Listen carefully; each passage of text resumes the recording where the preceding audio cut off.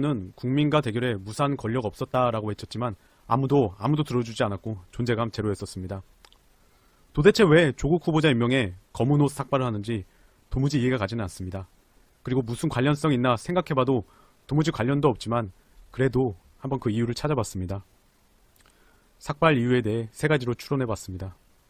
첫 번째, 삭발 카드 제대로 홍보됐다. 하루 자고 이현주 의원은 비장의 카드를 꺼내들었습니다. 바로 눈물과 함께 삭발 시 퍼포먼스를 가져왔습니다. 개그맨들도 못 따라올 퍼포먼스였고 너무 웃기는 반칙이 아닌가 합니다. 참고로 여성 의원의 삭발은 2013년 11월 통합진보당의 김미희, 김재현 의원 이후로 6년 만이라고 합니다. 삭발식에서 이현주 의원 발언은 여전히 존재감이 없습니다. 삭발식만큼은 스포트라이트를 받았고 검색어 1위와 함께 구독자 25만 명의 이현주 TV는 순식간에 30만 명가량으로 폭주했습니다. 거기다 울먹였고 울먹이는 이유는 바로 내가 이렇게까지 해서 먹고 살아야 하나 그 속마음은 그랬을지도 모릅니다. 더구나 흥미로운 건 무소속 이현주 의원의 기자회견에 정태옥, 이채익 자유한국당 의원이 참석해서 끝까지 지켜봤다는 것입니다. 두 번째, 나경원 때문에 삭발했다? 얼마 전 중대 결심을 했다며 네이버를 황당 방문한 나경원 대표와는 달리 이현주 의원은 밀어버렸습니다. 홍준표는 이에 대해 이 얼마나 아름다운 삭발인가 라고 극찬하며 야당 의원들을 겨냥했고 메신저가 신뢰를 잃으면 어떤 메시지도 전달이 되지 않는다며 나경원 의원을 겨냥했습니다. 나경원이 먼저 삭발했다면 홍준표에게 칭찬받았을 텐데 말입니다. 그렇다고 그게 또 대단한 것은 아닌데 말입니다. 아시다시피 오늘 나경원 아들 논란 이슈가 있었는데요. 나경원은 아들 과학경시대회 실험실 부탁만 특혜 의혹 유감이라며 허위보도 시 법적 조치한다고 합니다. 드러나는 언론 보도와 의혹에 나경원도 그렇고 장제 모모 의원도 그렇고 법적 조치를 선빵으로 내세우며 여론을 무마하려고 합니다. 음식 칼럼니스트 황교익 씨까지 나경원 자유한국당 원내대표의 입장문에 이해가 안 된다며 비꼬았죠. 황교익 씨는 SNS에 논문에 저자로 올라있는 저 아이는 그 아이가 아니라는 뜻인가? 서울대 교수가 아이 몰래 저자로 올렸다는 말인가? 대체 뭔 말인지 이해가 안 된다라며 아들 논문 관련 나 원내대표의 입장문을 반박했습니다. 아무튼 자연스럽게 이현주 삭발은 나경원 의혹을 밀어내며 한국당의 상점 3점을 획득한 것으로 보입니다. 이현주는 삭발 선빵으로 검색어 1위, 유튜브 구독자 대폭 증가, 이슈 선점, 그리고 한국당에도 어필하며 내년 총선에서는 한국당에서 한 자리 내어줄지도 모르겠습니다. 자유한국당에서 안 받아주니 별짓을 다 하고 있고 공천이 이렇게나 무서운 것입니다. 세 번째, 그냥 아무 이유 없이 관심 받으려고 삭발했다. 사실 이게 제일 분명한 이유 같습니다. 관심 받으려는 건 일단 성공한 듯 보입니다. 참고로 이현주 의원의 이전 헤어스타일은 박근혜 전 대통령과 닮아가고 있다는 관측도 있었습니다. 정말 비슷했습니다. 박지원은 통쾌한 한마디를 날렸는데요. 바로 삭발은 국회의원이 하지 말아야 할 쇼라고 국회의원이 하지 말아야 할 3대 쇼는 의원직 사퇴, 삭발, 단식이다. 사퇴하는 의원은 없고 머리는 잘하고 굶어 죽은 사람 없다라고 꼬집기도 했습니다. 민심투쟁이 아닌 삭발, 단식 등 20세기 투쟁에 나서는 바람에 국민이 식상해 한다라고도 지난 5월에 언급하기도 했는데 오랜만이라 그 파급력이 있나 봅니다. 저녁에 보수 유튜버 방송을 좀 보니 삭발을 한 이현주 의원이 나와서 깜짝 놀랐습니다. 바로 삭발 정치인으로 총선까지 쭉 이미지 메이킹을 하므로 보수 대표 여성 의원으로 공천받으려는 속셈 그 자체였습니다. 점심에 직장인들 반응도 직접 좀 살펴봤는데요. 이현주가 한 메시지보다는 그거 왜 하지? 생각보다 두상 예쁘다. 본인 삭발이랑 장관 임명이랑 도대체 무슨 상관임? 호소하고 싶으면 사퇴하세요. 개그맨도 살자. 남의 업종 침범하면 힘들다란 이야기도 있었습니다. 이현주 의원은 누구? 다들 잘 아시겠지만 잠시 이현주 의원 이력에 대해 좀 알아봤는데요. 서울대 불문과를 나와서 노스웨스턴 대학교 로스쿨, 연세대학교 경제법학 석사, 르노삼성자동차 법무팀장을 거쳐 주요 대기업 중 최연소 임원인 SO일 법무총괄 상무 등을 역임하며 여성 기업으로서는 승승장구했다고 합니다. 한국당이 아니라 다시 기업으로 돌아가셨으면 좋겠네요. 그럼 정리해보겠습니다. 이 이야기를 전해드리고 싶습니다. 진짜 이현주 의원님 정말 죄송하게 너무 많이 웃어서 미안한데 진짜 많이 웃었네요. 근데 지금 그거 왜 하시는 거고 지금 하는 행동이 본인 생각하기에 바른 정도의 길이라 여겨주십니까? 이현주 의원은 혼자만 하시지 말고 중대 결심한 나경원 의원과 이은재 의원과도 콜라보 요청하시기 바랍니다. 이현주 무소속 의원이 문재인 대통령의 조국 법무부 장관 임명에 반발하며 삭발을 한다고 삭발식을 진행한 것이죠. 저 개인적으론 이현주가 진짜 쇼하느라 자른 머리가 아니라면 어차피 삭발한 김에 국회의원 그만두고 나라와 민족을 위해 한번 출가를 해보시는 것은 어떨까, 이런 생각도 해봅니다. 안 하겠죠? 뭐 실험 말고. 근데 정말 궁금한데 이현주가 대한민국 민주화에 기여한 부분이 있나요? 그래서 그런 게 있는가 하고 좀 이것저것 찾다 보니까 돌 던지고 화염병 던지고 깜빵 다녀온 걸 훈장 삼아 기득권을 유지하는 운동권들 물러나라며 은근히 민주화 운동 하신 분들 돌려가던데, 그래도 저분들은 최소한 목숨 걸고 자기 소신을 표현하신 분들이겠죠. 저 당시엔 돌 던지고 화염병 던지고 민주주의 외치면 죽을 수도 있었으니까. 요즘 야당 정치인들 중에 개나 소나 다 민주주의 외치고 독재 타도 외치고 머리 삭발하고 그러던데, 이 사람들 중에 다치거나 죽은 사람들 있나요? 아무도 없죠. 그게 뭐야? 안전성이 보장된 행동이라면 누가 못해. 그래서 이현주님 같은 당신들이 하는 그런 게 쇼라고 비난받는 겁니다.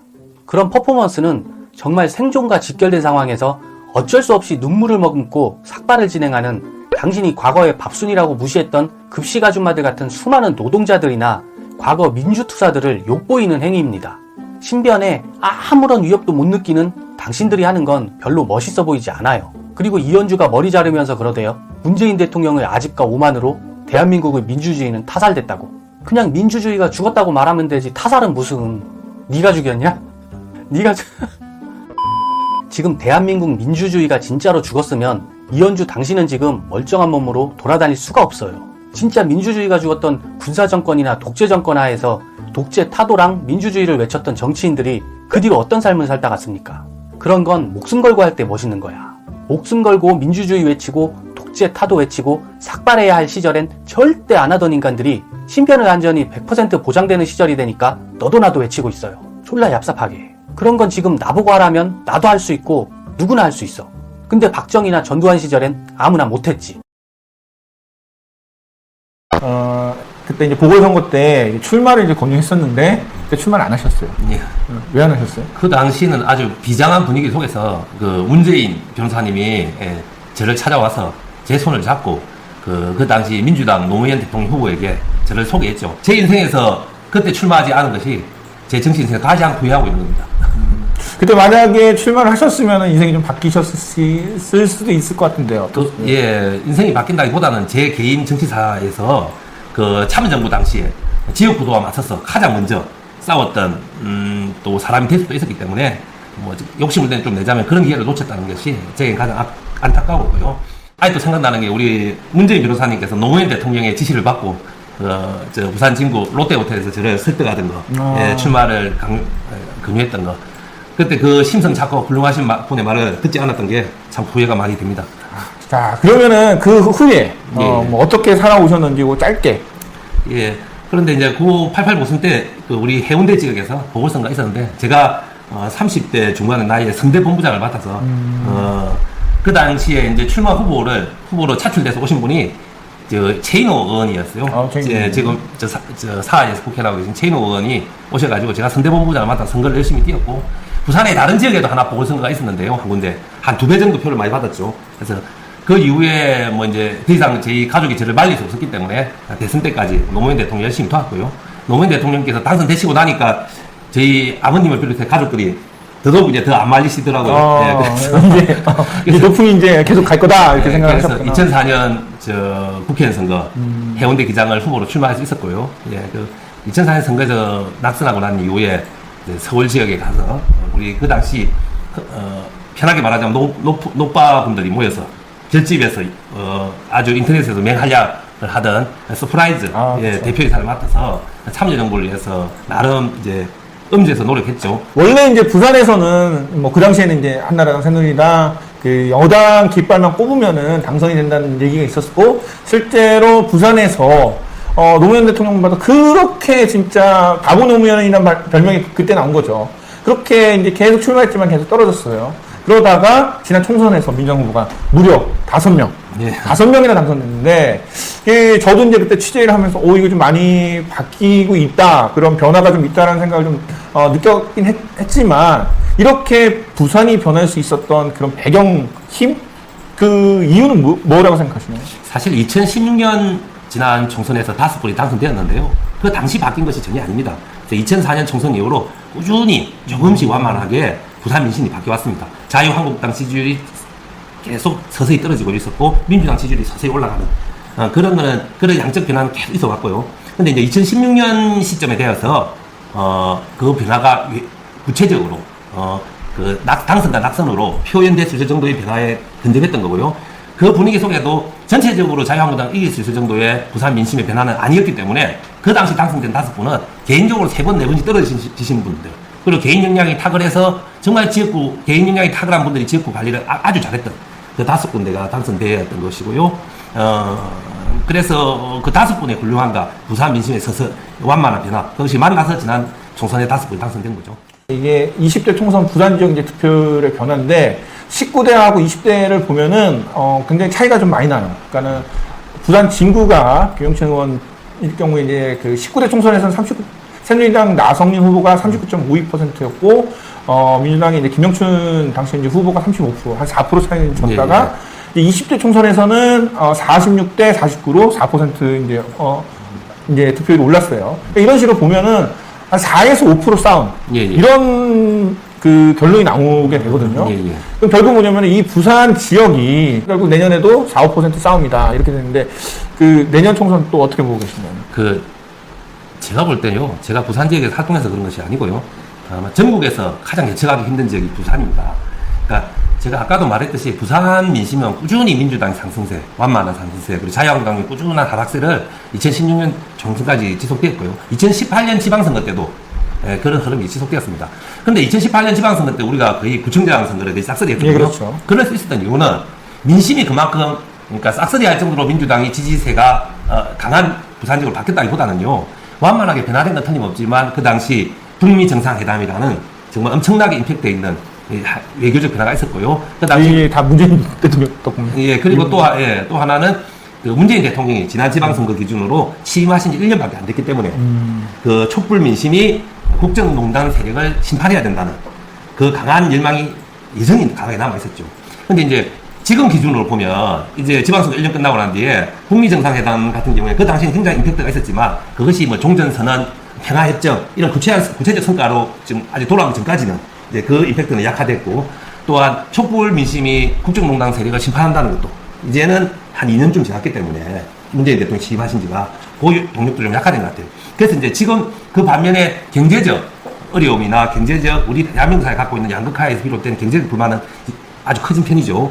그러니까 그 제가 부산에 와서 되게 많이 들었던 얘기 중에 하나가 이 부산은 자영업자가 많기 때문에 자영업자들이 힘들어하는 만큼 지금 어떤 문재인 정부에 대한 어떤 그 실망감 내지는 원망이 많이 섞여 있어갖고 내년 총선은 그렇게 쉽지 않을 거다 이런 말들을 굉장히 많이 해요. 근데 이 중앙에서는 또 이렇게 부산 지역이 그래서 굉장히 뭐 10석 이상 나올 거다라는 뭐 말도 나오고. 실제로 어떤 것 같아요? 방금 말씀하신 그런 자영업자들의 불안한 경제적 강경, 그리고 부산 민심이 서서히 민주당 의원으로 변해왔던, 이게 거의 15년을 거쳐서 변해왔던 이것이 만나고 있거든요. 그래서 이제 부산 선거 예측하기 가장 힘들다고 보고요.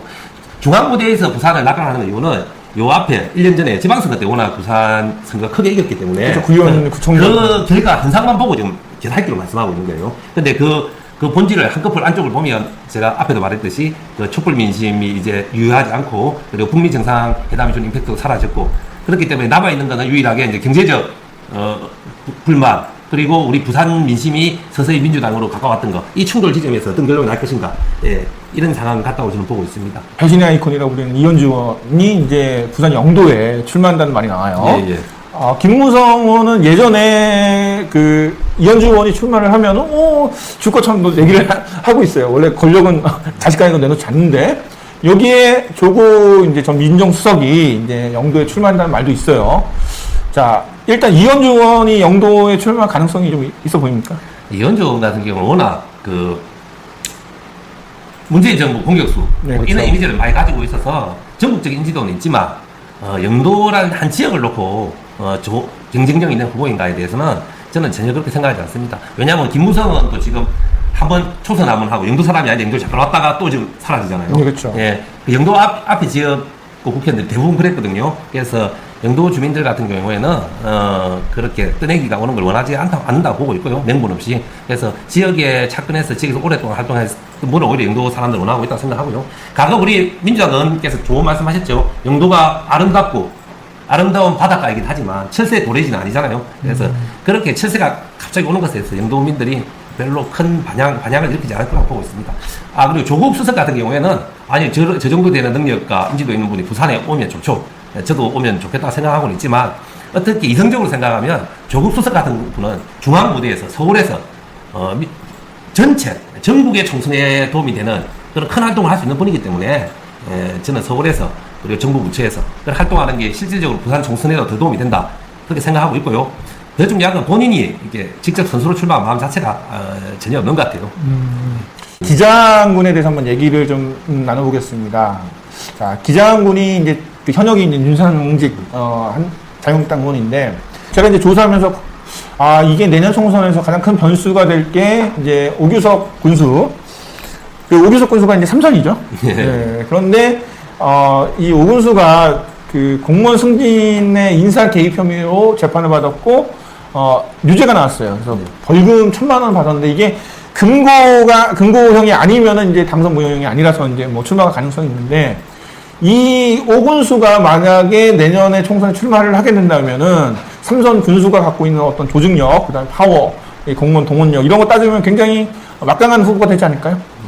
그런데 제 개인적으로 판단하는 게 우리 군수님 같은 경우에는 자유한국당보다 더 보수 성향이 강하신 분이기 때문에 자유한국당이 그분보다 더 보수면 어떻게 하나요? 예, 저는 뭐 그렇다고 보기 때문에 문화적으로는 더더욱 또 독특한 보수 성향을 가진 분이기 때문에 출마하는 것이 뭐 우리 민주당, 저의 입장에서는 뭐 불리한 일이 하나도 없다고 생각하지만 사실 이런 풍토가 문제인 것 같아요. 지금 당선된 지 1년밖에 안 된 현직 단체장이 행정을 성실하게 잘하고 그리고 그 성과를 통해서 주민들한테 평가받아야 될 시기에 벌써부터 삼선이라는 이유만으로 다음 총선 출마할지도 모른다.